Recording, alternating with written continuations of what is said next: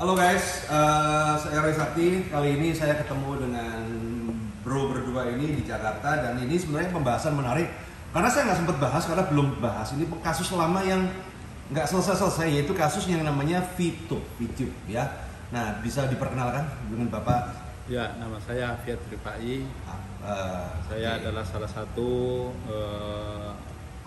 korban yang salah satu juga orang yang telah melapor ke Bareskrim. Bareskrim ya, VTube nih, Mas? Ya, saya Joshua, teman dari Pak Afia juga, yang member VTube juga dulunya, yang melaporkan VTube juga ke Bareskrim, sama member-member yang lain. Sama, jadi perwakilan lah ya. Ya. Nah, sekarang yang saya ingin tahu nih, Pak, VTube itu setahu saya kan sudah tutup, nggak tahu tutup apa ya namanya itu, maintenance. Jadi ceritakan, detik-detik maintenance itu bagaimana, Pak? Jadi pada saat 17 Februari tahun 2020 itu sudah di take down sama SWI. Jadi dia kasusnya itu dia sudah di take down sama SWI. Oke, karena melanggar apa-apa gitu kan, ditutup ya. Karena tidak memiliki izin. Karena tidak memiliki izin. Ya. Berarti kasusnya sekarang sama dengan robot trading itu sekarang ya? Sama persis, nggak ada bedanya. Nah, begitu dia di take down terus kemudian apa yang dijanjikan sama VTube ini, leader VTube itu? Nah, di dalam grup-grup baik Telegram maupun WhatsApp itu disampaikan bahwa ini maintenance sampai awal Maret 2020. Ternyata kita tunggu sampai Maret 2020 juga nggak ada kabar. Tahu-tahu pada tanggal 23 Maret itu muncullah namanya aplikasi baru yang bernama P Plus gitu. Jadi semua orang diimigrasi ke aplikasi yang satu itu. Jadi bayar nggak waktu itu ke V Plus tuh bayar lagi nggak? Bayar lagi. Untuk gitu. loginnya bayar. Dan itu pun ada pembodohan juga. Sebenarnya itu bukan e-commerce, tapi MLM murni. Tetapi para leader ini, manajemen ini bilang bahwa itu adalah e-commerce. Dan di situ ada VTube-nya di dalam. Padahal saat itu lagi diblokir. Oke. Semua akun ada di situ semua. Untuk mengaktifkan VTube-nya, member diwajibkan untuk login dan membayar minimal 350.000 lah, rata-rata segitu. Bayangin kalau 1 juta member, 350 miliar kan? Lumayan itu. Nah, terus setelah masuk di situ kemudian apa yang terjadi? Ya, kita hanya disuruh belanja. Belanja aja. Jadi belanja, jadi sebentar. Berarti Anda itu nggak sadar dikirim ke MLM baru? Iya. Benar. Yang mungkin nggak ada hubungannya sama VTube ya? Nggak ada hubungannya. Gitu. Jadi bodohin, mereka bilangnya ada VTube-nya di dalam. Jadi nantinya itu P Plus ini adalah satu pintu ya, yang di dalamnya itu ada kamar namanya VTube. Jadi semua orang harus migrasi data, peringkat, kemudian paket-paket kita itu harus migrasi dengan catatan harus belanja minimal 390.000. Jadi harus bayar lagi. Jadi ini ganti ya. Pura-puranya ngomongnya ganti baju, kemudian bayar lagi di situ lagi. Dan 390.000 per satu orang. Kemudian kita diwajibkan juga belanja, dapat produk. Dan produknya anehnya ini produk cutting press semua. Dijual di Shopee hanya 40 ribuan. Kita beli 390. Produk sampah lah ya. Produk sampah. Nah, terus kemudian seperti apa tuh perjalanan berikutnya itu? Nah, perjalanannya itu sekitar Juni apa Juli itu terbuka gitu VTube untuk buka hanya beberapa hari setelah dia menyelesaikan beberapa izin-izin badan hukum. Jadi PT Future Biotech itu belum memiliki badan hukum yang sesuai dengan Perpres nomor 80 tahun 2019 bahwa perusahaan yang berbasis online itu harus memperbaharui gitu. Jadi TDP, jadi NIB, kemudian izin-izin lainnya itu harus diperbaharui badan hukum. Jadi waktu itu aku tanya nih, VTube ya. VTube itu izinnya apa aja waktu itu? Izinnya nggak ada, Pak. Izinnya nggak ada. Jadi yang ada dia pasti ngomong kan, pasti izin PSE. Dibilangnya gitu. Izin Menkominfo. Ya. Padahal nggak berlaku itu. Nggak, itu bukan izin, itu hanyalah pendaftaran. Jadi setiap perusahaan itu yang berbasis online yang menggunakan teknologi digital itu harus memindahkan gitu badan hukumnya. Kemudian ada izin COPL nggak? Nggak ada. COPL-nya nggak ada? Nggak ada.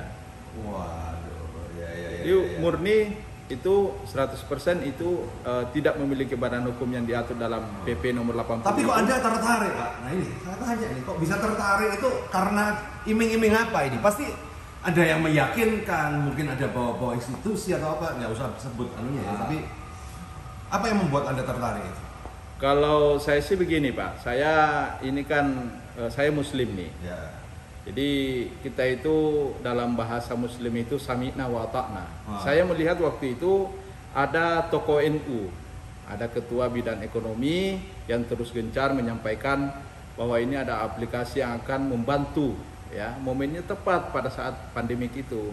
Saya ikut sama dia. Terus terang aja saya melihat sosok ada ketua NU di dalamnya, ya saya ikut gitu. Jadi padahal mungkin itu secara personal bukan secara institusi, cuman kita melihatnya mungkin seperti seolah-olah institusi. Oke, ini yang perlu diklarifikasi ya kan. Jadi ini kan personal oknum lah saya ngomong ya, oknum yang menggarisbawahi. Nah sekarang progresnya ini kan udah setahun nih, progresnya kan Anda lapor ke Barreskrim, terus progresnya seperti apa, Mas? Ya ini sementara untuk saat ini lagi proses untuk masih dalam proses kasusnya dibedah, kemudian diperiksa. Kami para pelapor ini sebagai saksi korban sudah diperiksa, kemudian beberapa hari yang lalu juga ada pemanggilan untuk beberapa top leader Pitup. Nggak tahu apa mereka hadir apa gimana, nggak tahu Pak. Yang jelasnya proses pemanggilan itu untuk dimintai keterangan itu sudah melayang. Kalau Anda pribadi total kerugian di Pitup itu berapa investasinya? Saya investasinya kan itu tidak langsung gitu tidak kan, langsung. secara bertahap itu, tapi Kalau totalnya total, itu mencapai 500 juta. 500 juta. Saya sih sebenarnya banyak gratisnya, cuman kan saya memperjuangkan hak member yang di bawah saya. Iya. Jadi Anda itu kan leader ya, termasuk leader yang terperdaya ini. Bohongin, karena leader di atas saya ini leader terkenal. Nah, kemana-mana julukannya sekarang ya julukannya Ratu Ponzi. Wah, mantap. Itu kan memang rekan jejaknya sebelumnya memang bagus. Kemudian ya kita kena saling percaya dan sudah dekat.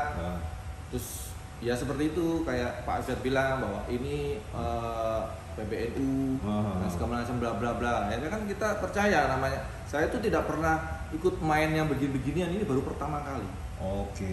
Perasaan Anda gimana tuh terhadap anak buah Anda ketika kemudian perusahaan ini tidak menjanjikan sesuai yang diomongkan? Ya kecewa banget lah. Diteror nggak Anda sama anak Anda? Ada beberapa yang menanyakan, nggak teror sih, cuma menanyakan aja nih bagaimana nasibnya. Nah kemudian kan ya kita ikuti aja perkembangan dari manajemen Pitup saat itu kan mereka kan melakukan banyak video klarifikasi segala macam, menenangkan istilahnya gitu.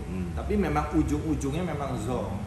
Itu hanya cara dia untuk menenangkan member supaya tidak melapor ke Barreskrim, mungkin ya begitu. Caranya seperti itu. Nah sekarang harapan Anda kepada masyarakat ini apa sih dengan kasus ini kalau bisa di blow up lagi? Karena ini kan udah setahun ya maintenance ini ya. Iya, padahal dari SBI itu sudah dinormalisasi. Tetapi dengan syarat harus membayar semua jumlah VIP yang beredar di masyarakat, jangan sampai ada dirugikan. Sudah dikasih izin istilahnya. Oke, kamu buka, bayar semua. Tapi nggak dibayar sampai sekarang.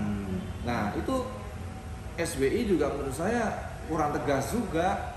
OJK juga kenapa kok didiamkan? Setelah ngasih instruksi, tinggal. Harusnya kan tetap diawasi, dibayar enggak bayar dipanggil manajemennya. Masa begitu kita tanya ke SBI lemparnya ke manajemen, tanya aja sama manajemen, nggak boleh begitu dong, ya kan? Lagi banyak kerjaan dia. Iya. Oke, thank you Pak infonya, semoga kasus Pitup ini terselesaikan, minimal kita mendapatkan keadilan. Ya. Nah, minimal Jadi harapan saya Pak, mudah-mudahan dalam kasus ini terkhusus untuk Pitup ini pemerintah itu hadir. Jadi pemerintah hadir untuk mengawal masyarakat karena saat ini kan teknologi begitu luas, mudah untuk diakses, apalagi dari luar itu pemerintah sudah benar hadir ketika masyarakat kita itu teraniaya dengan seperti ini. Harapan saya buat para konten kreator Pitup ataupun manajemen Pitup ya, berhentilah untuk terus memberi angan-angan harapan kepada masyarakat. Loh, berarti udah songkung malah konten kreator itu masih ngasih harapan. Masih ngasih harapan gitu. Berhentilah publik gitu. Pembohongan publik ya. Karena semua itu jejak digitalnya ada dan kelak Anda akan mempertanggungjawabkan.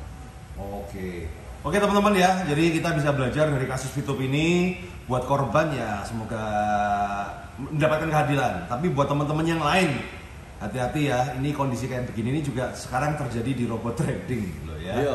Nah, oke, thank you.